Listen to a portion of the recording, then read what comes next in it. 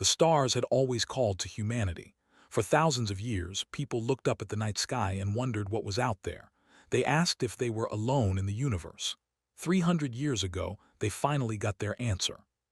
When humans built their first faster-than-light ships, they discovered that the galaxy was full of life.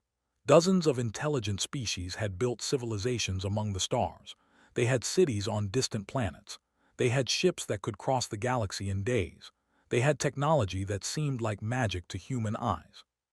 But these species did not welcome humanity.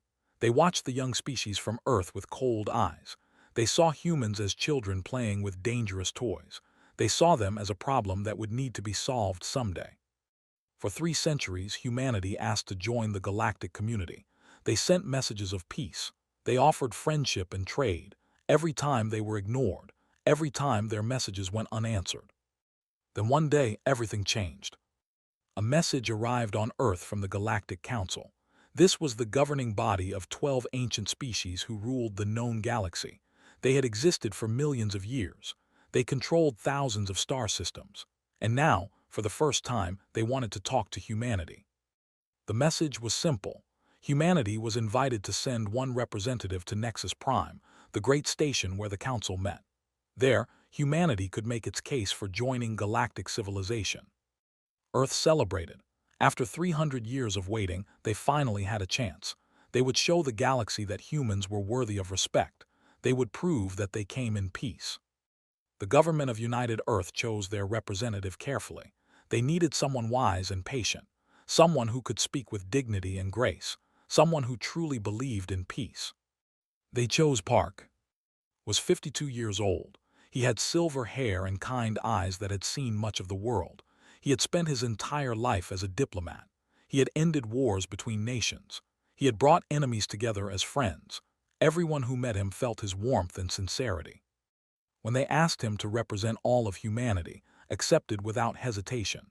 He understood the weight of this responsibility. The future of his entire species rested on his shoulders. He would not travel alone. Lieutenant, a young officer of 30 years, would serve as his aide. She was smart and quick, with sharp eyes that missed nothing. She had trained for years in case this day ever came. A cultural expert completed the small delegation. He carried gifts from Earth to present to the council.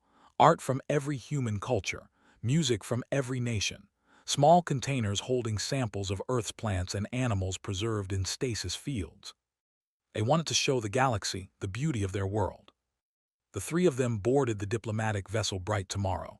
It was a small ship designed for peace, not war. It carried no weapons. This was intentional. They wanted to show the council that humans came with open hands. The journey to Nexus Prime took 7 days. During that time, prepared his speech. He practiced it again and again. He wanted every word to be perfect. Watched him work with growing admiration. She had served many leaders in her career, but was different. He truly believed that peace was possible. He truly believed that words could bridge any gap between species. Part of her hoped he was right. Another part, the part trained for danger, worried that he was wrong. Nexus Prime appeared on there like a jewel floating in space. The station was enormous, larger than any human city. It was built from materials that human scientists could not identify. Lights of every color sparkled across its surface. Ships from a dozen species flew around it. Some were beautiful, with smooth curves and elegant designs. Others were harsh and angular, built for war. All of them were larger and more advanced than anything humanity had ever built. The Bright Tomorrow was guided to a docking port. As the ship connected to the station, took a deep breath, saw his hands shake slightly, then become still. "Whatever happens," he said to his small team, "remember that we represent the best of our species. Show them who we truly are." They walked off the ship and into history. The station's interior was overwhelming. The ceiling stretched so high that clouds formed near the top. Strange plants grew along the walls, filling the air with unfamiliar scents. Aliens of every shape and size moved through the corridors. Some walked on 2 legs like humans. Others had 4 legs or 6 or none at all. Some floated through the air. Some slithered across the floor. Some were so strange that the human eye could barely understand what it was seeing. Guards met them at the dock. They were the dominant species of the council. They stood 8 feet tall with gray skin like stone. Their eyes were black and showed no emotion. They carried weapons that hummed with deadly energy. They did not speak. They simply gestured for the humans to follow. The walk to the council chamber took almost an hour. Along the way, other aliens stopped to stare at the humans. Some looked curious. Many looked disgusted. A few looked afraid.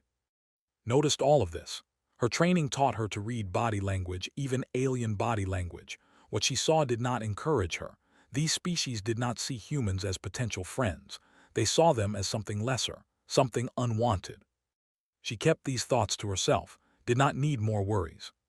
The council chamber was a vast circular room. 12 platforms rose from the floor, arranged in a ring. On each platform sat the representative of one of the ruling species.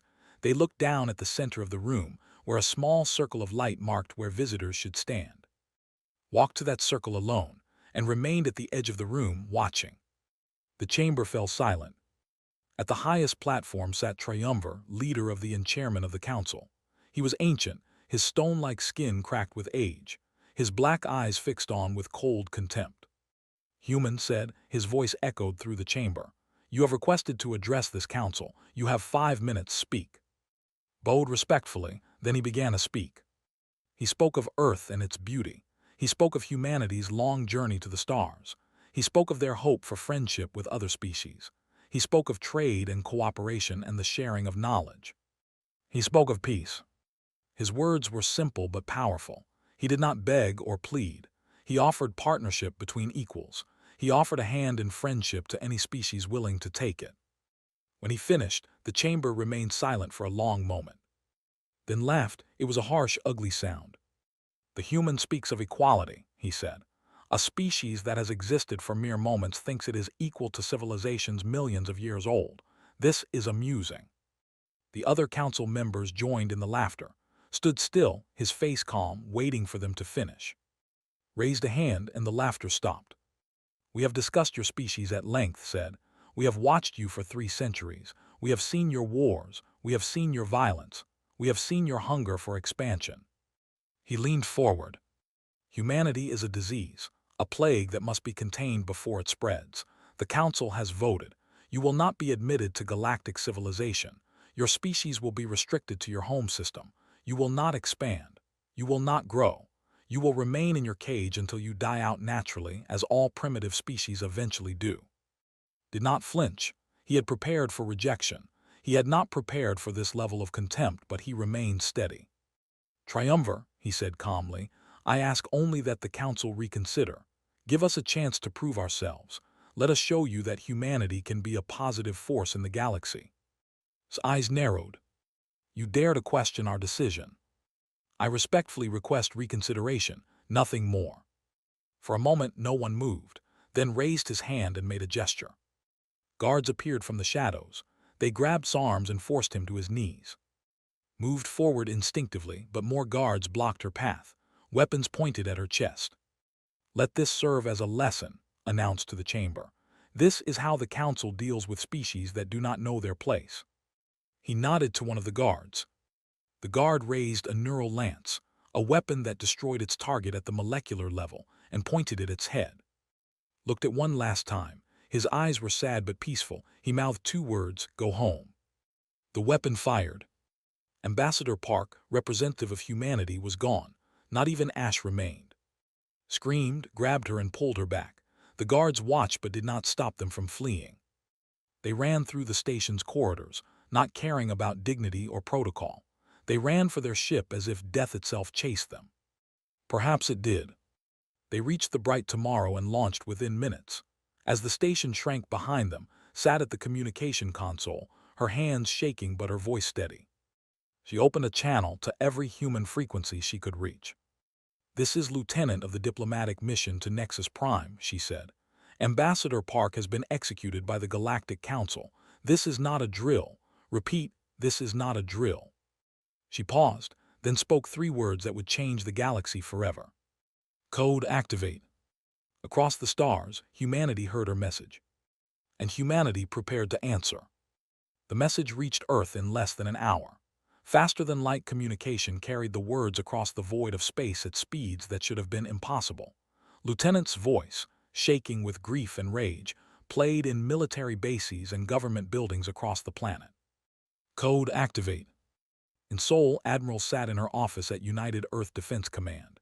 She was 61 years old with gray hair cut short in military style.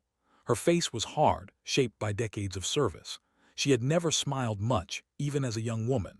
Now, watching the footage of Ambassador Park's execution, she did not smile at all. Her hands trembled as she watched. She had known, not well but enough to respect him. He had been a good man, a kind man. He had believed that peace was possible. And they had killed him like an animal. Closed her eyes for a moment. When she opened them again, the trembling had stopped. Her hands were steady. Her face was stone. She picked up her communication device and spoke one sentence. Begin activation of all protocol assets. This is not a drill. Across Earth, similar scenes played out. Military commanders who had trained their entire lives for a day they hoped would never come received the order. Scientists who had built weapons in secret facilities felt their hearts grow cold. Politicians who had always believed in peace understood that peace was no longer an option. In Geneva, the United Earth Parliament gathered for an emergency session. Representatives from every nation on Earth filled the great chamber. Many were crying. Some were shouting. All of them were afraid. Chancellor stood at the center of the chamber. He was 70 years old, a small man with white hair and gentle eyes. He had spent his entire career working for peace. He had negotiated treaties. He had prevented wars. He had dedicated his life to the belief that all beings, human or otherwise, could learn to live together.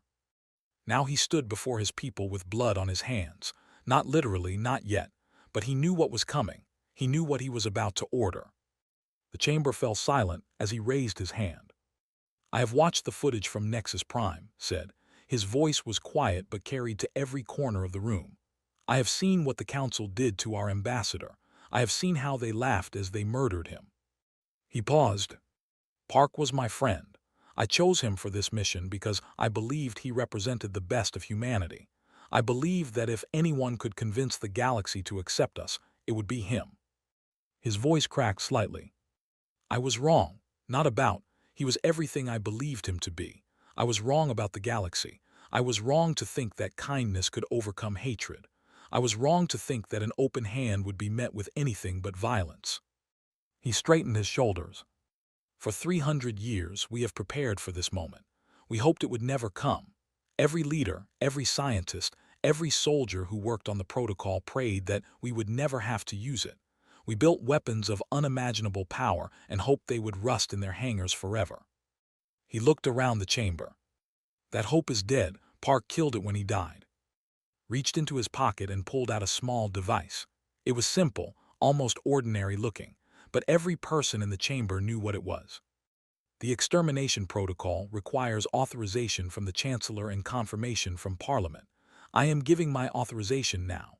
Representatives, you must vote. The vote was not close. 947 representatives voted yes, 3 voted no, 12 abstained. Press the button on the device. Protocol authorized, he said. May whatever gods exist forgive us for what we are about to do. Deep beneath the ice of Antarctica, in a facility that appeared on no map, Director Shin received the authorization codes. She was 67 years old, with white hair and tired eyes. She had worked in this facility for 40 years. She had given her life to building things she hoped would never be used. Now she sat before a console that would activate the greatest military force ever created. Her assistant, a young man named Lee, stood beside her. His face was pale. Director, he said, are we really going to do this? Did not answer immediately. She stared at the console, at the blinking lights that waited for her command. She thought about the weapons hidden across the solar system. She thought about what those weapons would do when they were unleashed. The council killed an unarmed man who came to them offering friendship, she said finally.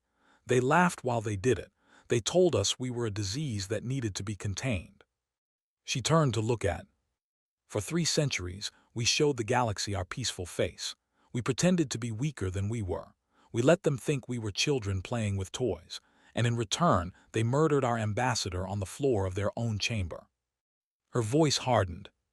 No more pretending, no more weakness. They want to see what humanity truly is. Let them see. She entered the final code. Across the solar system, hidden facilities began to wake up. In the asteroid belt, hollowed-out rocks that had drifted for decades suddenly came to life. Engines powered up, weapons systems activated, lights flickered on in corridors that had never known occupation. These were shipyards, massive construction facilities hidden inside asteroids, invisible to any scanner. For 200 years they had been building ships, not exploration vessels, not trading ships, warships. 10,000 warships. Each one was a machine of pure destruction.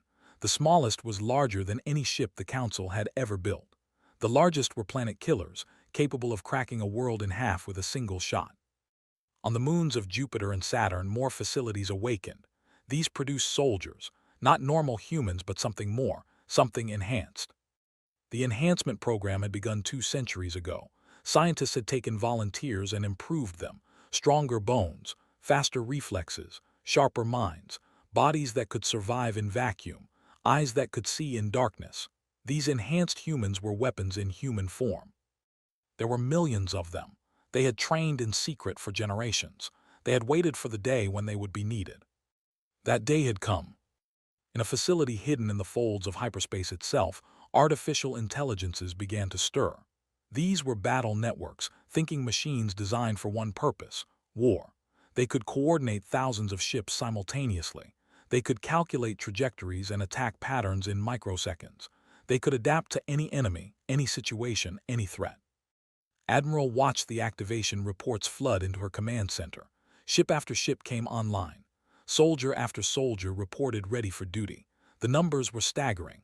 Even she, who had known about the protocol her entire career, felt a chill run down her spine. This was not a military. This was a force of nature. This was the collected rage of a species that had hidden its teeth for 300 years.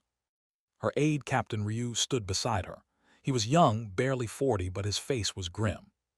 "Admiral," he said, "fleet status reports are coming in. We're at 70% activation, full readiness in 6 hours. Nodded targets. Intelligence has confirmed the locations of all major Council military installations. They have 400 ships in the belt. That's their closest force to human space." "That will be our first target," said. "Prepare the attack fleet. I will lead personally." Hesitated. "Admiral, shouldn't you remain here to coordinate overall strategy?" Turned to face him. Her eyes were cold. "They killed our ambassador. Their leader gave the order. They will be the first to learn what that decision cost them, and I want to be there when they learn it."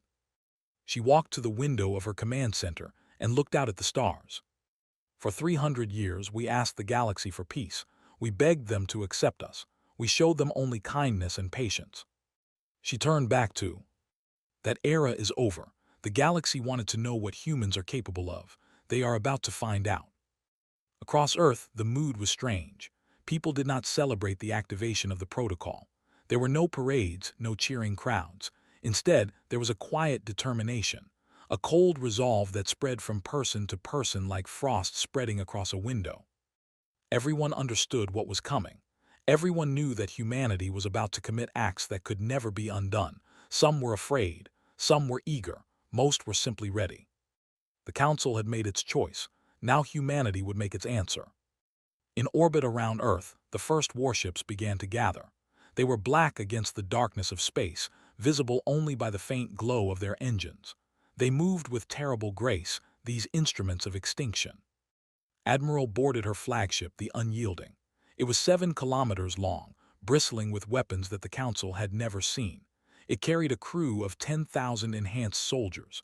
It was, by itself, more powerful than entire alien fleets. And it was just one ship of thousands. Took her place on the bridge. Around her, officers moved with quiet efficiency. Screens displayed star maps, fleet positions, target coordinates. "Fleet status," she said. Commander O, her chief of operations, responded. "First wave is ready, Admiral. 400 ships, all systems at full power." Nodded. "Set course for the belt. We jump in 1 hour." She settled into her command chair and looked at the stars on the main screen. "They thought we were weak," she said, almost to herself. "They thought we were prey." A cold smile crossed her face. "They were wrong." The fleet commander was named Garrison Leader. He had served the Council for 200 years. He had fought in 17 wars. He had destroyed 4 species that had dared to challenge supremacy. He was considered one of the greatest military minds in the galaxy. He was also bored. The belt was a quiet assignment. 400 ships sat in defensive formation around a supply depot. Nothing ever happened here. No enemy would dare approach space. No species was foolish enough to challenge the might of the Council. Sat in his command chair, reviewing reports that told him nothing. Ship maintenance, crew rotations, supply inventories, the endless paperwork of a peacetime military. He thought about the human ambassador who had been executed 3 days ago, had watched the footage with mild interest. The human had died well, he admitted.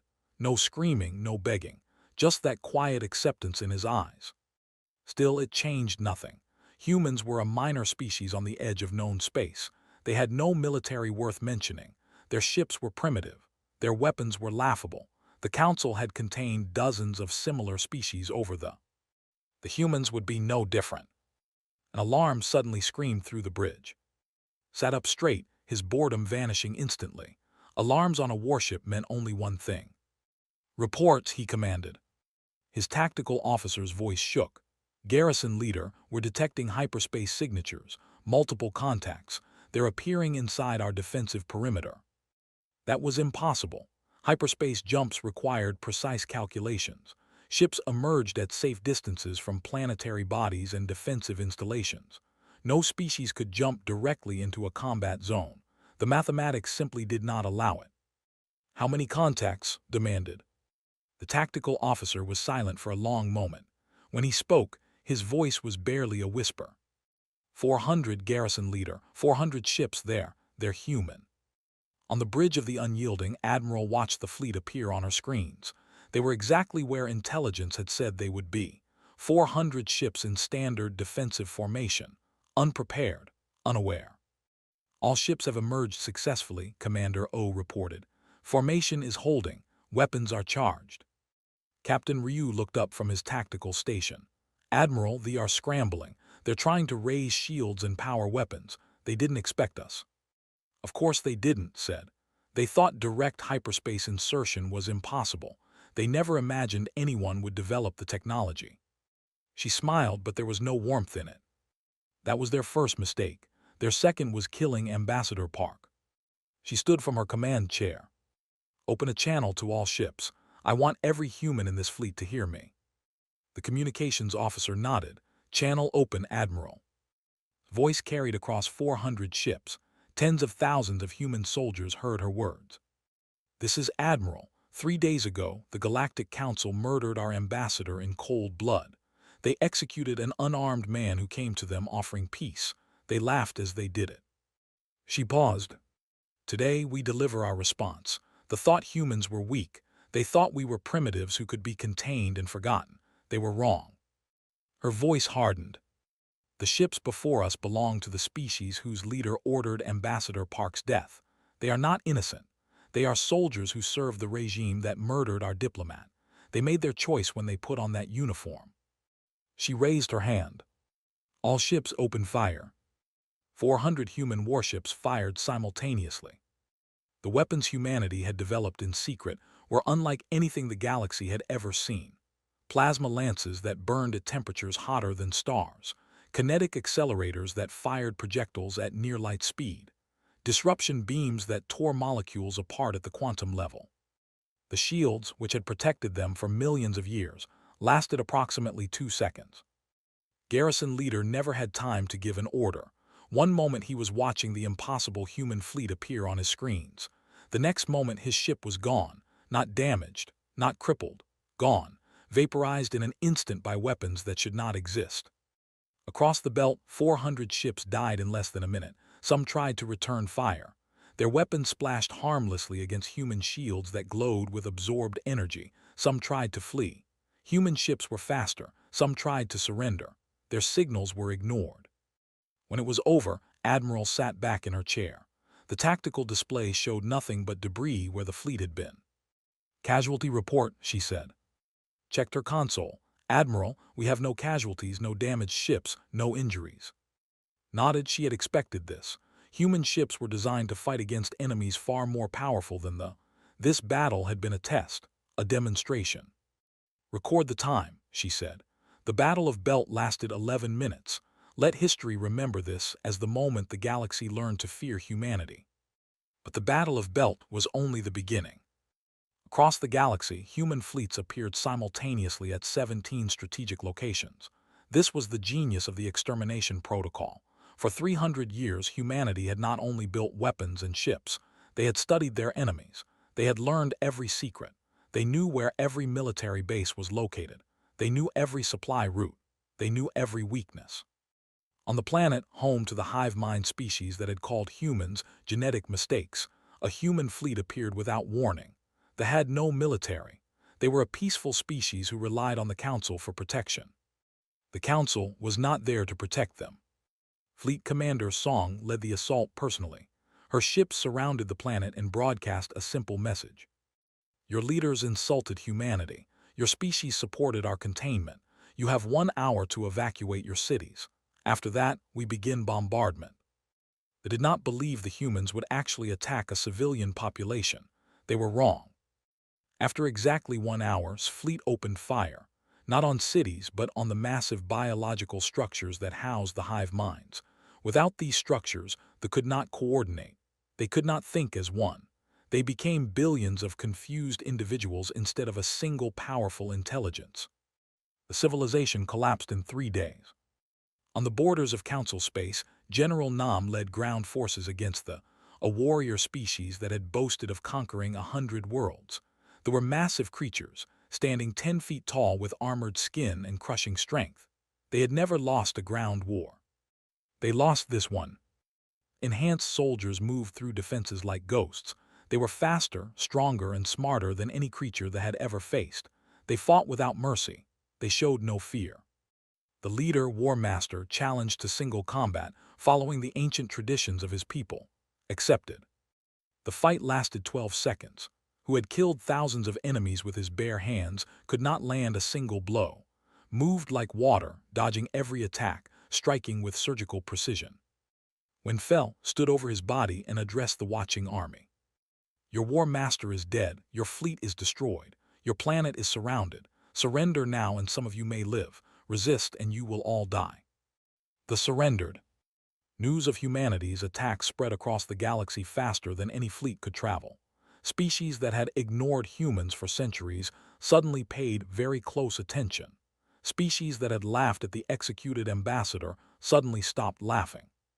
On Nexus Prime, Triumvir received report after report of human victories. His stone-gray face, which had shown such contempt when he ordered Park's death, now showed something else. Fear. This is impossible, he said. Our intelligence indicated humans had minimal military capability. Where did these weapons come from? Where did these ships come from?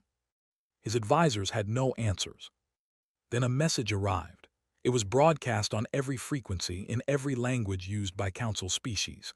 The voice was calm, almost pleasant, but the words were terrifying. To the Galactic Council, this is Chancellor of United Earth. I speak for humanity.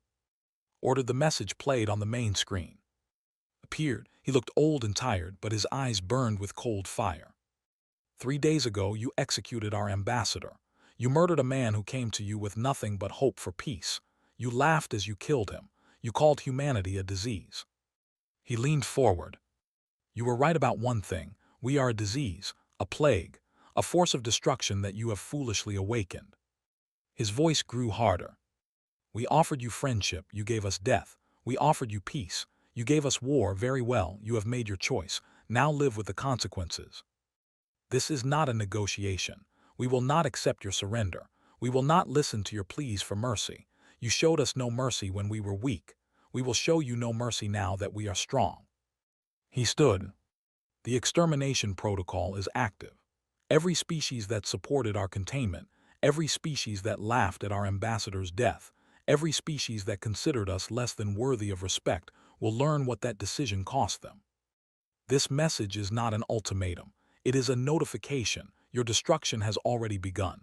By the time you hear these words, your fleets are burning, your planets are falling, your civilizations are ending. He smiled. It was not a pleasant smile. You wanted to know what humanity was capable of. Now you know. The message ended. sat in silence for a long moment. Around him, his advisors whispered frantically, proposing plans and counterattacks and diplomatic solutions.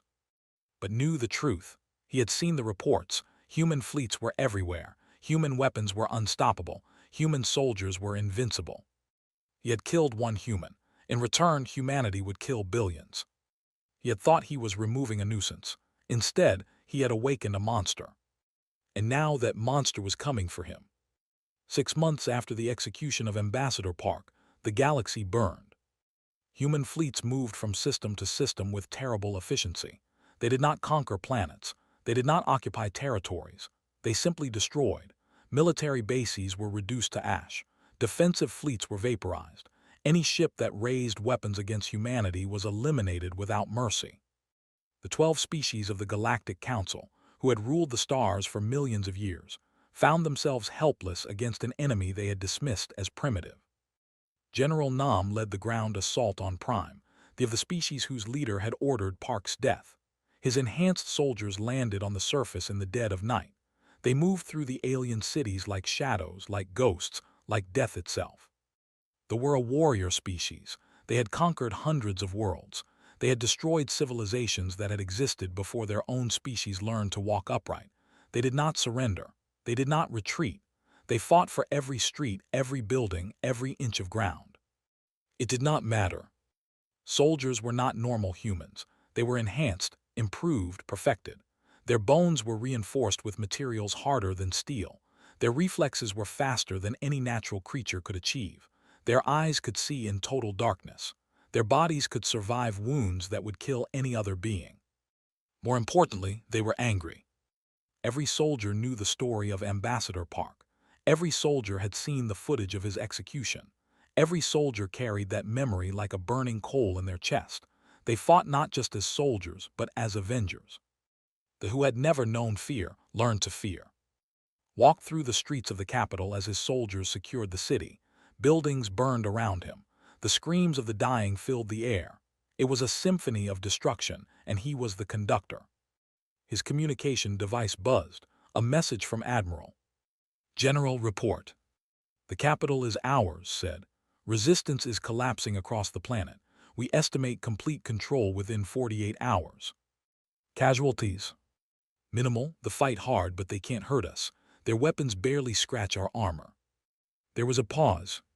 What about civilians? Asked. Looked around. In the distance he could see families fleeing the fighting, mothers carrying children, old ones struggling to keep up. They were not soldiers. They were not the ones who had killed Ambassador Park. Standing orders are to avoid civilian casualties when possible, he said. We're following those orders. Good. The protocol calls for the destruction of their military and government, not genocide. We're not monsters, General. We're soldiers. Nodded, though could not see him. Understood, Admiral, but what happens after we've won? What do we do with them? His voice was cold. That's not our decision. That's for the Chancellor to decide. On the other side of the galaxy, Doctor worked in a facility that officially did not exist. She was one of humanity's greatest biological scientists. For 30 years, she had developed weapons that could target specific species without harming others. The had called humans genetic mistakes. Now was about to show them just how wrong they were. The weapon she had created was elegant in its cruelty. It was a virus, but not like any natural disease. It was designed to attack only biology. It would spread through their hive-mind connection, passing from individual to individual faster than any quarantine could stop. It would not kill them. That would be too quick, too merciful. Instead, it would sever their connection to the hive mind permanently. Every it infected would become alone, isolated, cut off from the collective consciousness that defined their species. For a species that had never known individual thought, this was worse than death. Stood before the deployment console, her finger hovering over the activation button. She thought about Ambassador Park. She thought about his kind eyes and gentle voice. She thought about how he had died on his knees, executed like a criminal. She pressed the button. Within weeks, the hive minds began to collapse. Billions of beings who had shared a single consciousness for millions of years suddenly found themselves alone in their own heads. Many went insane. Some simply stopped functioning, their minds unable to process existence without the collective. The civilization, which had existed since before humanity's ancestors climbed down from trees, ended not with a bang but with a billion isolated screams. Fleet Commander Song led the assault on Nexus Prime itself. This was personal for her. Her father had been a diplomat who had tried to open relations with the Council decades ago. They had rejected him. They had humiliated him. He had died believing that humanity would never be accepted by the galaxy. Now was going to show them what rejection cost. The station's defenses were formidable. Dozens of ships from multiple species guarded it. Weapons platforms surrounded it like a shell of death. Any normal fleet would have been destroyed attempting to approach. This fleet was not normal. Human ships moved through the defensive perimeter like water flowing through cracks in a wall. They did not engage the enemy directly at first. Instead, they used weapons the Council had never seen. Gravitational disruptors that destabilized the station's orbit, electromagnetic pulses that disabled shields and weapons, targeted strikes that eliminated key defensive positions without damaging the station itself. Within hours, Nexus Prime was defenseless. Landed on the station with a battalion of enhanced soldiers, they swept through the corridors, meeting no resistance. The Council species who populated the station had fled or surrendered. Those who tried to fight were killed quickly and efficiently. She found her way to the Council chamber, the great room where Ambassador Park had been murdered, the place where humanity had been condemned. The platforms where the 12 ruling species had sat were empty now. The representatives had fled, but did not care about them. She walked to the center of the room, to the small circle of light where Park had stood. She knelt and touched the floor. There was no trace of what had happened here. They had cleaned away any evidence of their crime, but could feel it, the weight of history, the echo of injustice. She stood and pulled something from her belt. It was a flag, the blue and white banner of United Earth. She planted it in the floor of the Council chamber, where Ambassador Park had died. "We remember," she said quietly, "and we repay." Back on Earth, not everyone celebrated humanity's victories. In the Parliament building in Geneva, Senator Hand stood before his colleagues with worry on his face. Had lost his brother to Council prejudice decades ago. His brother had been an explorer who ventured too far into Council space and was killed for trespassing. Had hated the Council species ever since. But now, watching the reports of humanity's campaign of destruction, he felt something unexpected: doubt. "We've won," he said to the assembly. "The Council's military is destroyed. Their governments are collapsing. They can never threaten us again. Why do we continue?" Chancellor listened from his seat. His face was tired, aged by months of war. When he spoke, his voice was weary. "Because it's not enough to defeat them, Senator. We must ensure this never happens again. Every species that thought they could treat humanity as inferior must learn the cost of that attitude." "But we're not just punishing their militaries," argued. "We're destroying their civilizations. Billions of beings who never voted for our containment, who never even knew about Ambassador Park, are suffering." Stood slowly. "Senator, I understand your concerns. I share them. Do you think I enjoy this? Do you think I sleep well knowing what we're doing?" He walked to the center of the chamber. The Council had a choice. They could have accepted our ambassador. They could have given humanity a chance. Instead, they murdered him. Not because he threatened them, not because he did anything wrong. They killed him because they thought we were too weak to respond. His voice hardened. "If we show mercy now, we teach the galaxy that there are no consequences for attacking humanity. Some future generation of their children will grow up hearing stories about how their ancestors, the humans, and survived. They will think they can try again." He shook his head. "No, this ends permanently. Every species in the galaxy will know that harming humanity brings total destruction. Not partial, not negotiable, total. The fear we create today will protect our 1,000 years from now." Sat down, unconvinced but unable to argue. The campaign continued. One by one, the Council species fell. The warriors who had boasted of conquering 100 worlds were reduced to scattered tribes living in caves. The hive minds collapsed into billions of isolated, traumatized individuals. They who had ruled the Council watched helplessly as their empire crumbled. Some species tried to surrender. Their pleas were ignored. Some tried to flee beyond the galaxy's edge. Human ships followed. Some tried to hide. Human sensors found them. In her office at the Antarctic facility, Director Shin watched the reports and felt the weight of what she had created. Every death, every destroyed city, every collapsed civilization was her responsibility. She had built the weapons. She had developed the strategies. She had made this possible. Her assistant Lee brought her a cup of tea. His hand shook slightly. "Director," he said, "do you ever regret it, building all of this?" Was silent for a long moment. "I regret that it was necessary," she finally said. "I regret that the galaxy forced us to become what we've become, but I don't regret protecting humanity." She looked at the reports on her screen. Cities burning, fleets dying, civilizations ending. They had thousands of years to learn to coexist with other species. They chose to dominate instead. They chose to eliminate anyone they thought was a threat. They thought they could do the same to us. She turned off the screen. "We just proved them wrong." The war continued for another 6 months. When it was over, the galaxy was unrecognizable. The great civilizations that had ruled the stars for millions of years were broken. The council that had condemned humanity was dissolved. The species that had laughed at Ambassador Park's death were silent. Humanity stood supreme. And the galaxy trembled. 2 years after the execution of Ambassador Park, Chancellor stood before the Parliament of United Earth and spoke words that would echo through history. "The extermination protocol is complete," he said. "The Galactic Council no longer exists. The species that condemned humanity have been judged." The chamber was silent. No cheering, no celebration, only a heavy, exhausted quiet. Of the 12 ruling species, 3 have been rendered extinct. The leadership class who ordered our ambassador's death have been eliminated entirely. The hive minds have collapsed beyond recovery. The collective, who called for humanity's destruction most loudly, no longer exists as a coherent civilization. His voice was flat, empty of emotion. 6 species have been reduced to survival status. Their military technology has been removed. Their space travel capabilities have been destroyed. They have been confined to their, permitted only the most basic tools of survival. They will live, but they will never again threaten any species. He paused.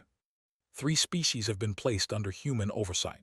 Though the remnants and the civilians who were not involved in their government's crimes, they will be monitored.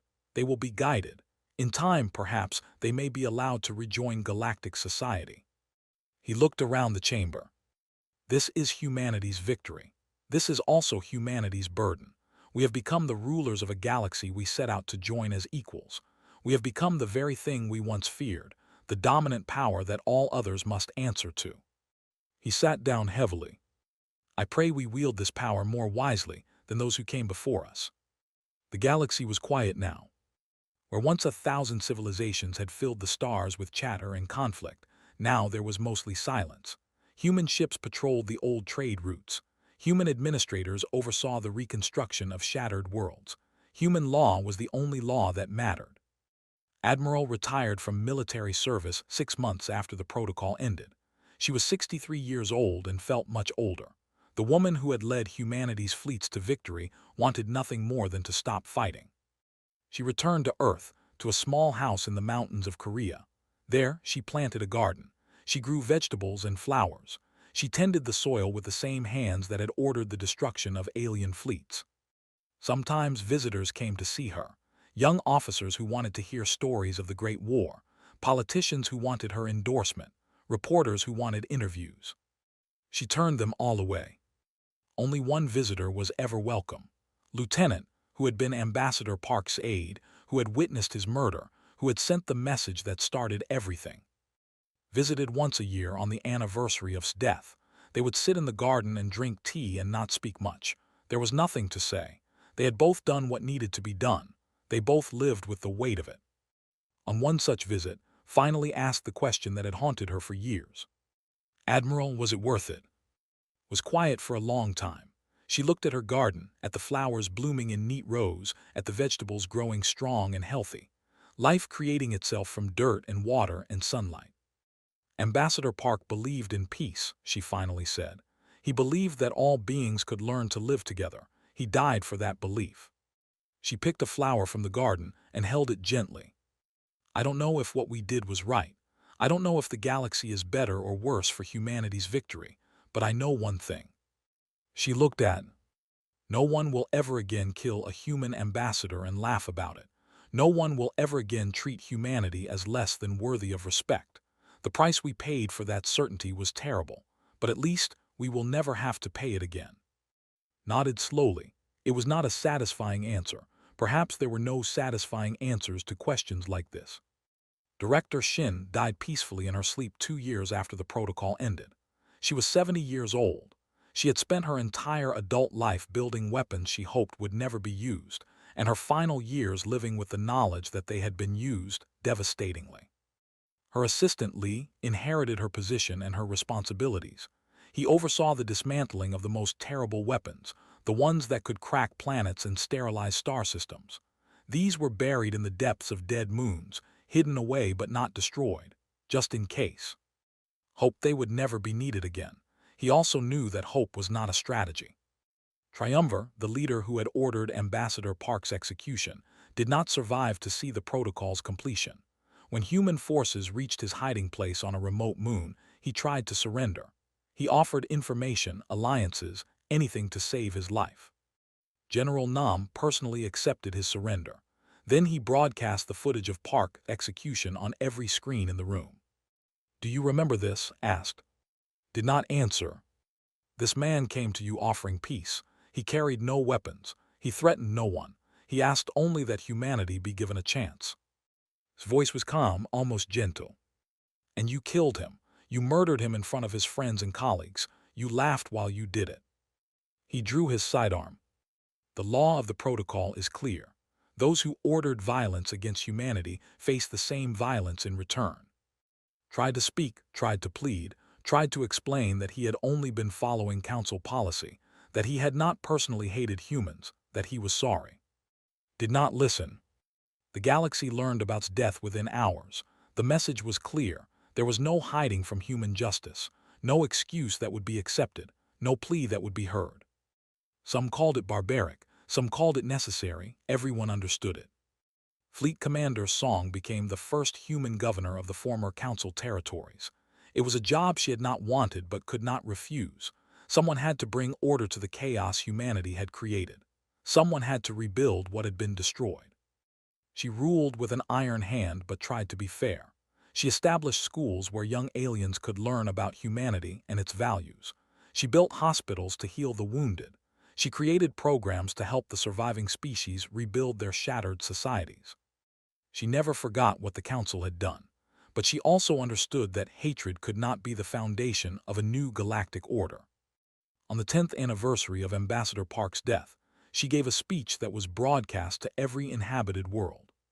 "Humanity did not seek power over the galaxy," she said. "We sought partnership. We sought friendship. We extended our hand in peace, and that hand was cut off." Her voice was strong but carried a note of sadness.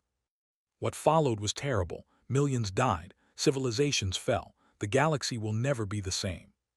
She paused. "But I must believe, that something better can grow from these ashes. Humanity has the power to destroy. We have proven that beyond any doubt. Now we must prove that we also have the power to build. To the species that survived, we do not ask for your love. We do not expect your gratitude. We ask only that you learn from the past. Learn that violence brings only more violence. Learn that treating others as inferior leads only to destruction. And learn that humanity, for all our flaws, can be partners rather than conquerors, if you let us." She ended the speech with a moment of silence for Ambassador Park and all those who had died since that terrible day in the council chamber. On Earth in Seoul, a memorial was built. It stood in the heart of the city, a simple structure of white stone. At its center was a statue of Park, his hands extended in the gesture of peace he had tried to offer the galaxy.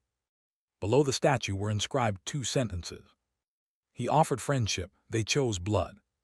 Beneath that, in smaller letters, "They thought we were the prey, they made us the predator." People from across Earth came to visit the memorial. Some came to mourn, some came to remember, some came to question whether humanity had done the right thing. Chancellor visited the memorial often in his final years. He would stand before the statue of his friend and talk to him, though he knew no one was listening. "I did what I thought was necessary," he would say. "I did what I thought you would have wanted. We made sure no human would ever be killed like you were killed again." He would pause. But I wonder sometimes, would you have approved? Would the man who believed in peace have accepted the war we fought in his name? There was never an answer. There could never be an answer. Died at the age of 82, still wondering, still doubting, still hoping that humanity had made the right choice. The galaxy moved forward. New trade routes were established. New alliances were formed. Slowly, carefully, the surviving species began to interact with humanity not as conquered peoples but as partners. It would take generations for the wounds to heal. Perhaps they would never fully heal, but life continued as it always does, even after the greatest catastrophes. And through it all, humanity watched the stars. They watched for threats. They watched for opportunities. They watched for any sign that another species might make the same mistake the Council had made. None did. The galaxy had learned its lesson. Humanity was not to be underestimated. Humanity was not to be contained. Humanity was not to be threatened. Humanity was, now and forever, the power that ruled the stars. Whether that was a good thing or a bad thing depended on who you asked. But one truth was undeniable. The galaxy would never forget what happened when the Council executed a human envoy and Earth activated the Extermination protocol. Never again would anyone think humans were weak. Never again would anyone believe humans could be dismissed. Never again would anyone dare to raise a hand against humanity and expect to survive. This was the new order. This was the peace that had been purchased with blood and fire and the destruction of civilizations. It was not the peace Ambassador Park had dreamed of, but it was peace nonetheless. And in the silence of the stars, humanity stood watch, ready to protect that peace for eternity.